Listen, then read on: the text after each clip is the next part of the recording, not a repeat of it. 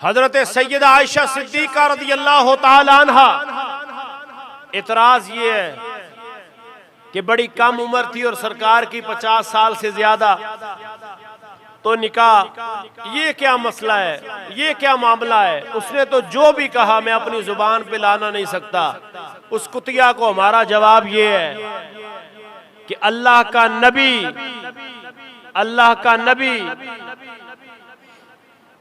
ये नहीं कि जैसे दुनिया में कोई 50 साल के बाद ज़ईफ हो जाता है, रसूलुल्लाह भी ज़ईफ हो गए थे। अल्लाह ने अपने नबी को 50 मर्दों जितनी ताकत अता फरमाई थी।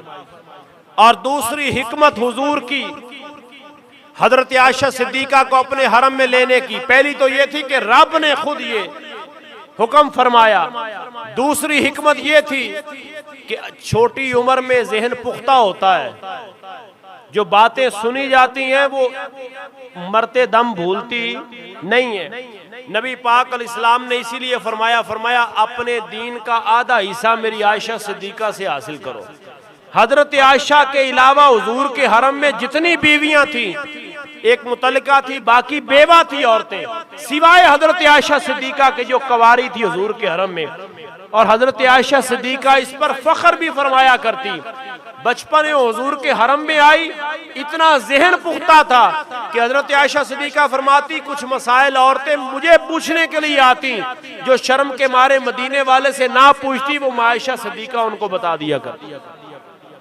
और सहाबा किराम फरमाते हुजूर के विसाले जारी के बाद अगर हमने कोई हदीस पूछनी होती ना, तो हजरत आयशा सिद्दीका के दरवाजे पे जाके बैठ जाते और कहते ए ईमान वालों की माँ, सुभान अल्लाह कह सकते हैं, ए हमारी माँ जी बताएं रसूलुल्लाह ने इस बारे में क्या फरमाया है। तो हजरत आयशा फरमाती, बल्कि सहाबा फरमाते जो हदीस अबू बकर, उमर, उस्मान और अली को ना पता होती और दीगर अज़वाज को ना पता होती, वो हदीस हजरत आयशा सिद्दीका को पता होती। उम्मते मुहम्मदिया की पहली फकीया अगर कायनात में कोई है तो वो सैयदा आयशा सिद्दीका की जात है।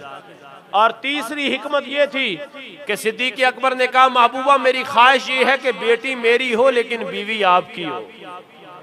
वो हजरत आयशा सिद्दीका हुजूर के हरम पाक में, और फिर वो कैसा शौहर, फरमाती मैं सारी जिंदगी इसी बात पे नाज करती रही कि मुझे हुजूर की बीवी होने का अल्लाह ने मौका दिया और ये सआदत अता फरमा।